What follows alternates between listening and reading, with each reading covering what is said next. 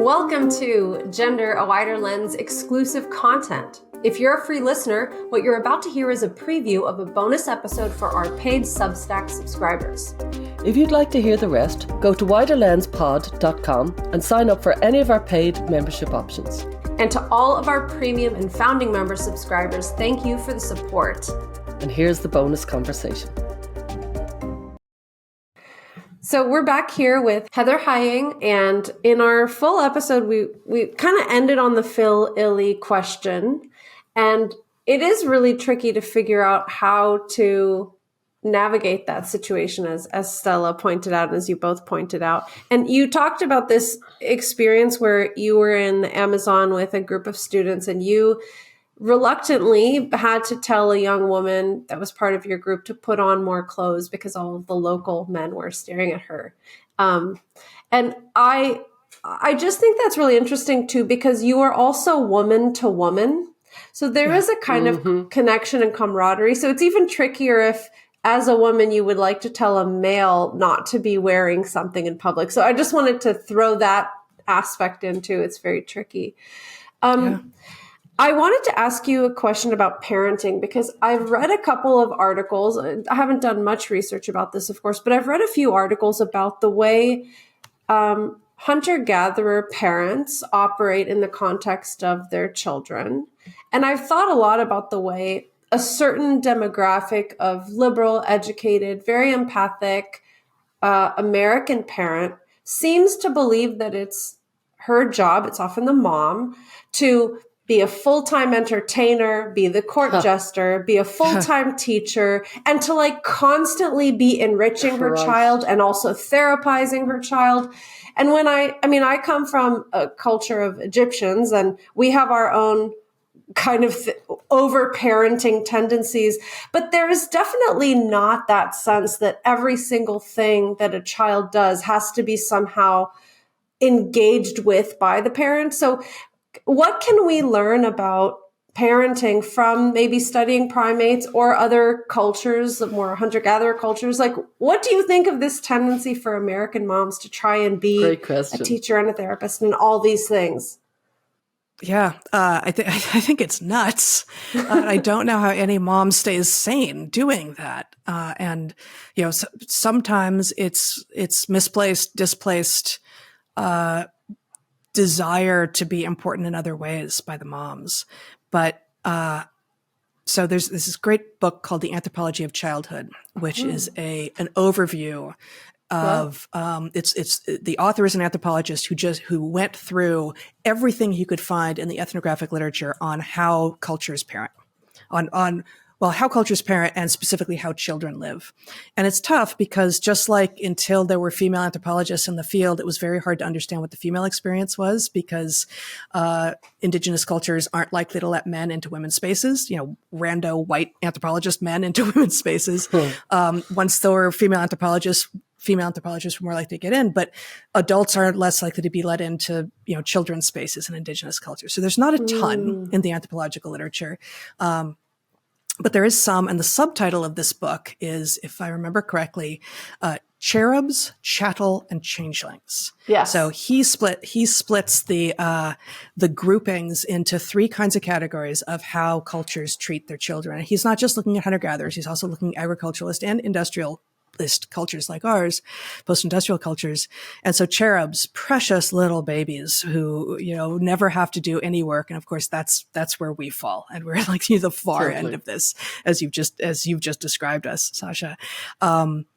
Chattel, their work, they're work horses. And as soon as possible, they are going to start doing work for the family. And, very young, they'll start helping with the even younger children, and they'll start working the fields and, doing the work that is necessary. And then changelings, is a kind of more amorphous category in which they change, in which there's some moment, when they move into becoming real humans. And before that, they're almost like not even regarded as full humans. And of course, there are also a lot of cultures where, children don't get names for a while. They don't, they aren't considered real humans until their feet touch the ground, which shan't happen until they're 9 months old or something. And if they die before then, it is not as much of a tragedy. It is not regarded as much as a tragedy because culturally they have been understood to be not quite human yet. And of course, this is protective in a world where babies die. Babies die so much other than in the industrial world, right? Like we are living at a very rare moment in history where most of our children survive. That's all to say that this bit where many parents, and especially moms, as you say, don't let their kids do anything on their own. I honestly don't understand how anyone could have gotten it into their head that this was a good way for a kid to grow up. Like, what could you possibly think childhood is? So the evolutionary perspective is we have the longest childhood per lifespan on the planet. That's not an accident. That's not an error, an 18-year error in the case of every human being, right? No, that is part of the plan. And no, it wasn't, preordained, but that is part of us learning how to be human because we are much more software than hardware. We aren't, we're not blank slates. We're born with some tendencies and such, but we're much more blank. We're much blanker slates than anyone else on the planet with regard to what we can become. And what we do is we spend those first many, many years learning how to be human and learning how to be us. It is a moment of identity. It is a moment, like an extended moment of identity formation. And if for that entire time, someone else is being our director, our cruise director, then of course we're going to arrive at the age of 18 and not have any idea how to be human or have any idea who we are. So I used to say to my boys, I have two boys, and it didn't come up much because they heard me early and they didn't come to me with this complaint. But I said, boredom is not an option. I don't believe in boredom. Yeah. Like you're going to figure out there's look at this. Like there's so much to do. There's so much to explore. There's so much new under the sun. And especially as a child, man, everything's new. Like go outside, stay inside, like almost no matter what. I didn't make screens an option, but other than that, like explore. Wrestle with one another, play with your cat, your dog, go outside, go on a bike ride, build something out of sticks, out of Lego, whatever. But bored? No. And because usually when children come to a parent with, I'm bored, what that is fix it. Fix it for me. You make it right. And when parents do that, they teach the child that, the locus of control is outside of themselves and they shouldn't be expected to figure it out for themselves. Yeah, couldn't agree more. And it's not just American parenting, I'm sad to report. It's big in Europe and Ireland and England too. Before we go, the kind of, it's a completely different question, but I think it's quite interesting around the chest feeding debate and the evolutionary kind of understanding of that. Could you knock that to touch? And the value of like breast milk, like nature's breast milk. Like, it'd be really interesting to talk about all of that. Yeah, a more positive look on it from Sasha. So men should not be induced to produce something from their nipples that some people want to call milk. That doesn't make any sense. What is going to be like? So the analogy to the clownfish in this case is that there is one bat. There's one species of bat in which males can produce milk from their nipples that the kids can eat. Okay, cool. That's a very particular situation. We're not that bat. It's not us. And if you need exogenous chemicals to produce something, then those chemicals are also going into the thing that you're feeding the kid. This is exactly the moment. Pregnancy and breastfeeding are the moment when women know. Anyone who's been pregnant and has been at all excited about the pregnancy knows this is the moment when you are the most careful. You don't go painting your house, not just because you don't want to be up on a ladder, but you don't go exposing yourself to fumes or ingesting stuff at that moment. Soft cheese. Anything. Soft cheese, goat cheese, unpasteurized dairy. If you have cats, you stay away, like wine. Yeah, all of this, right? This is when you are the most careful. No, you don't take chemicals to induce your chest to leak stuff that you feed to your child. Synthetic liquid. It's disgusting and dangerous and terrible. However, mammals are amazing.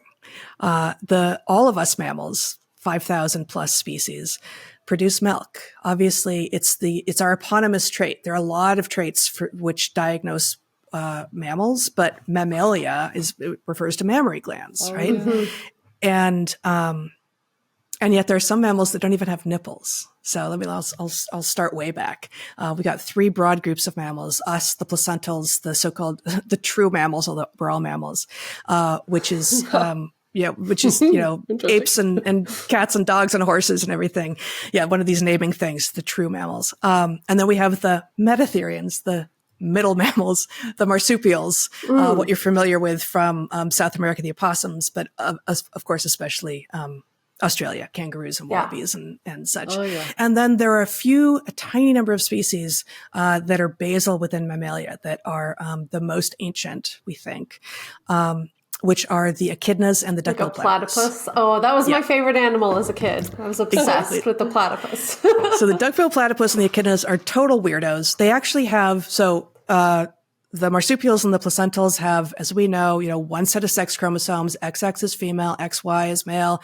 In the marsupials, they have 9 or 10 sets of sex chromosomes, and it varies between species, and it's just nuts. They lay eggs, and they produce milk, but they don't have nipples. It just oozes from their chests. Not the males, though. Like, only the females produce milk for their babies. In all the rest of us, we have nipples, we produce milk, and what is it? Is it just food? No. Is it food? For sure. But is it just food? No. Is it immune instructions and information for the baby? Yes. Is it maybe, and this is a hypothesis from a former student of mine, Josie Jarvis proposed this probably 10, 12 years ago. Is it providing circadian cues?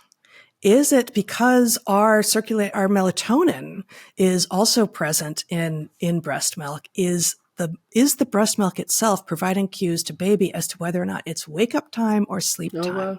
And if so, and I have not seen a test of this hypothesis, but I feel like it is probably true. If so, then, co-sleeping with your baby, and when baby wakes in the middle of the night and just letting them latch on and letting you both fall asleep together in bed is going to produce more restful sleep, both because you don't have to get up and get in a chair or something, but also because what you are feeding the baby is sending the same sleepy time signals that you are getting. Wow. And if bottles won't do that, formula won't do that at all, but even, pumping, which, I did a certain amount of that with both of my babies, but maybe we should be thinking about, if we're pumping milk, putting not just a date stamp, but a time stamp on it. And giving it to babies at the same time of day in order to help get them regulated to a circadian clock. And, that's a hypothesis, but it's quite possible. So what else is milk doing? I don't know. I'm sure it's doing even more than that, but it's a lot more than food. That's so cool. Amazing. That's so unbelievably God, we could remarkable. Talk to you all day. I know.